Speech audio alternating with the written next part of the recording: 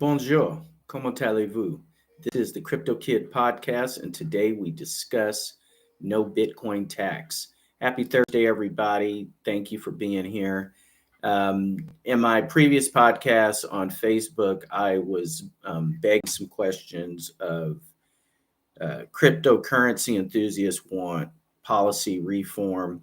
Donald Trump already suggested there would be no Bitcoin capital gains tax, but I've suggested that Bitcoin is a currency, therefore it's not a commodity and you shouldn't be taxing it anyway. That led me to why Janet Yellen was trying to create policy to tax Bitcoin since Michael Saylor of MicroStrategy was indicted by the SEC for not paying taxes. So isn't this strange that the SEC is indicting Michael Saylor for not paying? And these are federal criminal charges. These are felony charges at the federal level. And he didn't pay taxes on Bitcoin.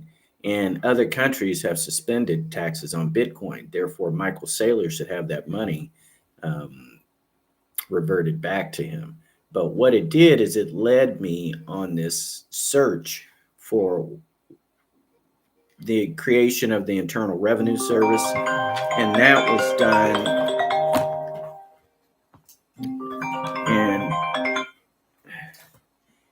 was done in 1952 by Harry S. Truman. It used to be the Bureau of Internal Revenue. The Bureau of Internal Revenue was created in 1862 during the Civil War to pay for the Civil War. Up until that time, from the Declaration of Independence in 1776, all the way up until 1862, in the middle of the Civil War, there was no federal tax on Americans. During the Trump administration, many people were confused on why Trump treated Pope Francis and Queen Elizabeth the way he did. But what Donald Trump did is he requested all gold bars from the Bank of England, and they had to ship several shiploads of gold bars back to the United States. In addition to that, the Vatican had to return gold bars because the Internal Revenue Service has been collecting taxes on Americans since 1862. The Civil War ended in 1865, and why are we still paying taxes at the federal level to the Internal Revenue Service? Because this war ended 164 years ago. And so why, approximately 164 years ago. So why is the average American still having federal taxes withdrawn to pay for the Civil War? Well, that is what I'm going to devote future podcasts to, because the reason is nefarious. There's a reason why this has occurred.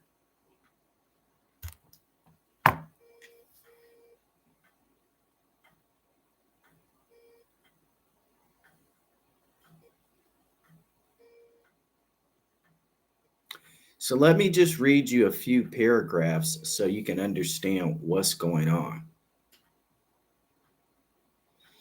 I'm going to read 3 paragraphs. To raise funds for the Civil War, Congress passed the Internal Revenue Act in 1862, creating the Bureau of Internal Revenue and establishing how to collect taxes.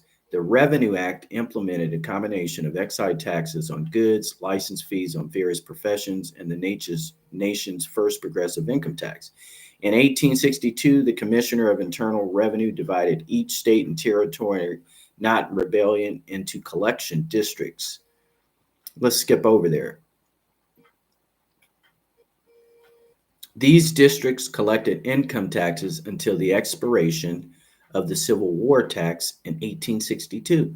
So we had to pay taxes for 10 years. So in 1872, the Internal Revenue Service should have been dissolved, though some of these taxes continue to be collected until 1874. The government continued to collect taxes on certain businesses and goods sold, particularly liquor and tobacco. Okay. In 1895, the Supreme Court ruled income tax unconstitutional. The 16th Amendment was ratified in 1913, affirming the constitutionality of income tax. So we should not even, as Americans, be paying income taxes, and we need Donald Trump to write an executive order to end the 16th Amendment. In 1953, the agency reorganized and was renamed the Internal Revenue Service. So now they're just taxing the hell out of us for anything they want. We were supposed, the Internal Revenue was, the Internal Revenue Act was supposed to last for 10 years. 1862 to 1872. So for 10 years, Americans were supposed to be taxed in order to pay off the debts of the Civil War. However,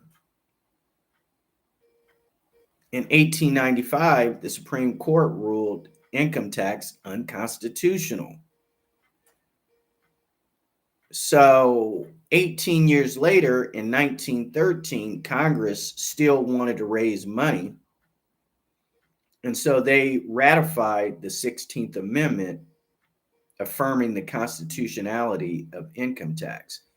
And that's why we're paying this. We're not paying income tax for any other reason that makes sense.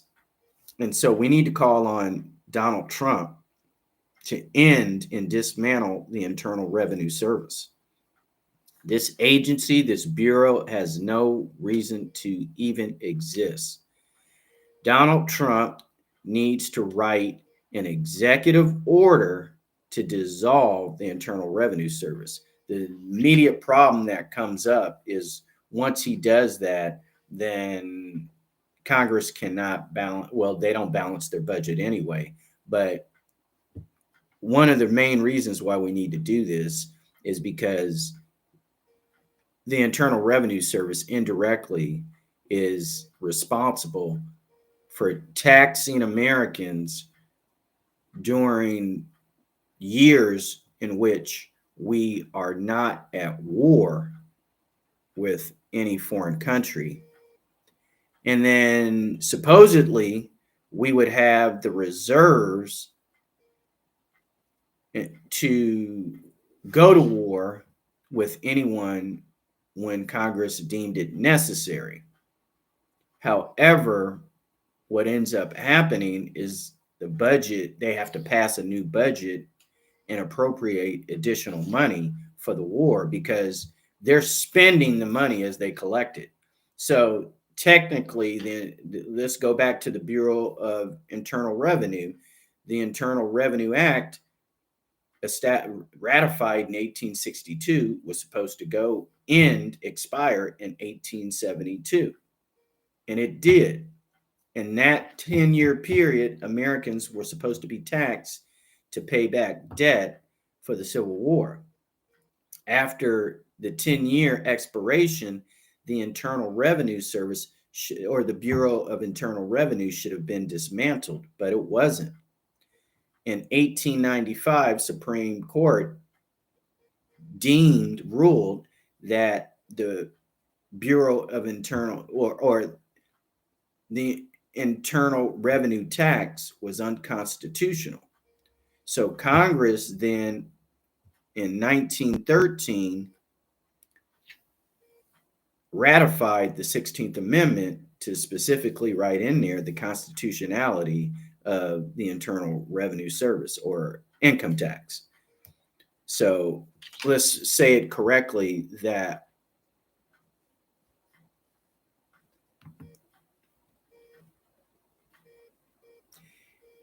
In 1895, the Supreme Court ruled income tax unconstitutional. In 1913, the 16th Amendment was ratified, affirming the constitutionality of income tax. And if you go look at the 16th Amendment, let's pull up the 16th Amendment. Boys and girls,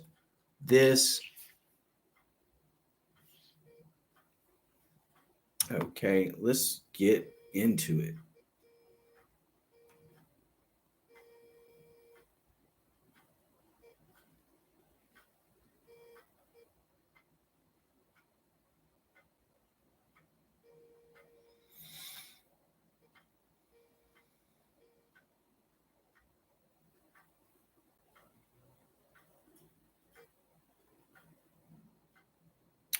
So in 1918, so the 16th Amendment was ratified in 1913, and in 1918, Congress increased the taxes for World War I. But specifically, what it did is it opened it up to anything. The Congress shall have power to lay and collect taxes on incomes from whatever source derived, without apportionment among the several states and without regard to any census and enumeration. So we, the people, need to step in and tell Congress that they need to amend the 16th Amendment, or we need to have Donald Trump destroy and abolish the 16th Amendment, because Congress gave themselves the power in 1913 with the 16th Amendment to lay and collect taxes from any source and for whatever purpose. So they can just tax the hell out of anything and everything, and it doesn't matter.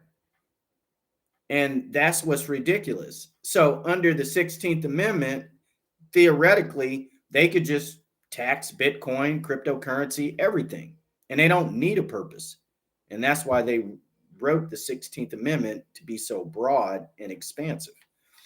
And that's the problem. And we need to call on, and you need to call on Donald Trump, that one of his first executive orders, like Joe Biden wrote 90 of them, even if the abolishment or the abolition of the Internal Revenue Service only lasted during his presidency, and then Congress wrote it back in and voted it back in and ratified it, that would at least give us a 4-year reprieve, and we can keep some of our money, and then we can strategize on how not to pay income taxes. This is something that all crypto enthusiasts need to pay attention to, because this affects Bitcoin, Ethereum, and all cryptocurrencies, and it's going to affect how Donald Trump can actually approach this subject. So I'm going to be devoting some upcoming podcasts to the abolition of the Internal Revenue Service, why we no longer need the Internal Revenue Service, and the misspending, the misapportionment of whatever money that is gathered, because whatever Congress 150 years ago decided to raise them, to ratify the amendment and make income tax constitutional, basically they created it to give themselves an open purse of unlimited spending off the American citizens' back. And if you refuse, they just seize all your property, and which is a big problem. So we'll do more research on this at the constitutional level. This is a subject that very few people discuss. Even if you take a tax course in a business class or in a political science class, this is not discussed in depth. Even if you go to law school and you specialize in tax, your area of specialty is taxes, that no law course goes into in-depth constitutionality of income tax, the Internal Revenue Service, the Bureau of Internal Revenue, should it exist, Why does it still exist? Where is the money going? All of these things. Nothing is discussed. And that keeps the average American in the dark.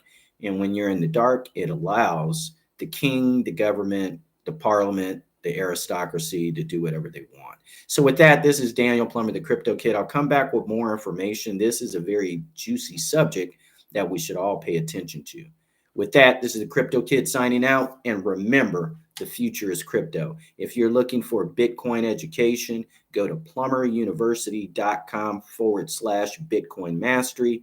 If you want to exclusively learn about Ethereum, go to plummeruniversity.com/Kali Muscle. That's KALI Muscle Ethereum. And you can learn about Ethereum and smart contracts. We're going to provide more education specifically about the Internal Revenue Service and how that pertains to cryptocurrency. We want to keep you updated to regulations, and not only in the United States, but also in Turkey, in Vietnam, in the United Kingdom. I'm going to be addressing these subjects, and because regulations are global and they're changing rapidly, basically on a weekly basis. Countries are changing their crypto policies, so we need to stay up to date. With that, we're signing out. Remember, the future is crypto.